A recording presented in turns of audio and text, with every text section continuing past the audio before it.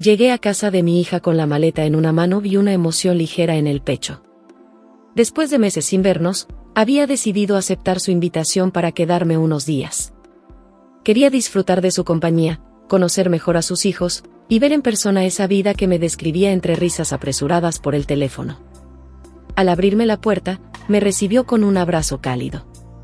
«Mamá, qué felicidad verte, pasa, pasa».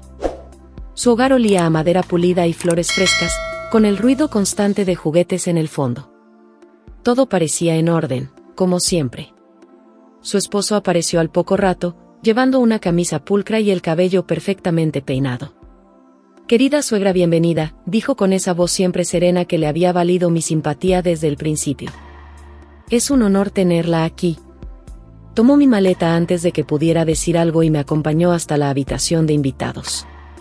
Es un hombre de modales impecables, el esposo perfecto a los ojos de cualquier madre. Pero algo en su forma de mirarme me dejó incómoda desde el primer momento.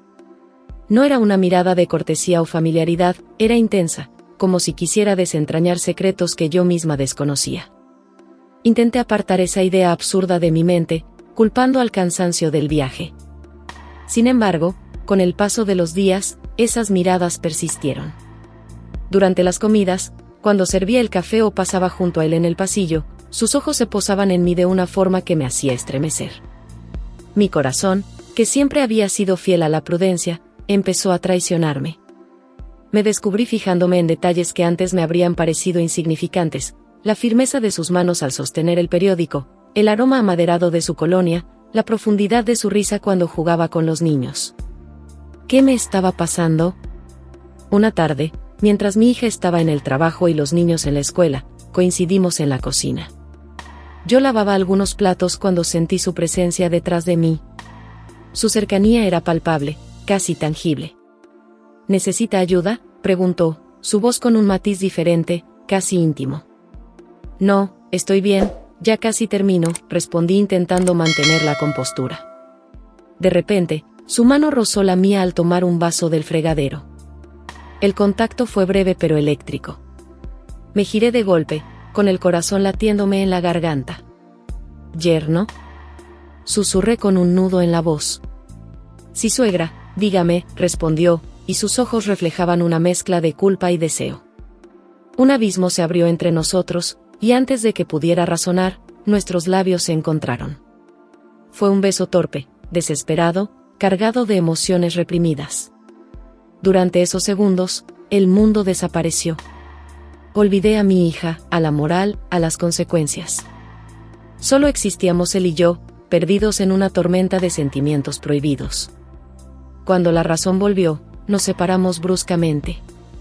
«Esto no debió pasar», susurré con la voz temblorosa. «Lo sé», respondió, pero esas palabras no fueron capaces de detenernos. Empezamos a creernos los únicos en la casa, y en cualquier lugar nos dábamos lo que ya tú sabes. El destino, sin embargo, siempre encuentra la forma de desenmascarar los secretos. Una tarde, mientras estábamos en la terraza hablando en susurros, mi hija llegó a casa antes de lo esperado. Nos encontró en un momento en el que no se podía negar, ni necesitaba explicación. Sus ojos se llenaron de incredulidad y rabia. ¿Qué es esto?, preguntó, con su voz quebrada por la emoción.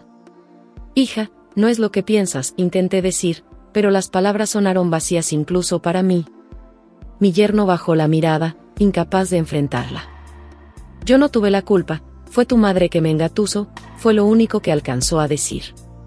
«¿Cómo pudiste?», gritó mi hija, con su voz temblando. «Mi madre y mi esposo, no puedo creerlo». El dolor en sus ojos era insoportable. Intenté acercarme, pero retrocedió como si yo fuera una extraña. «Sal de mi casa», dijo con voz helada, «no quiero volver a verte». Su sentencia fue devastadora, pero no podía culparla. Había traicionado su confianza de la peor manera.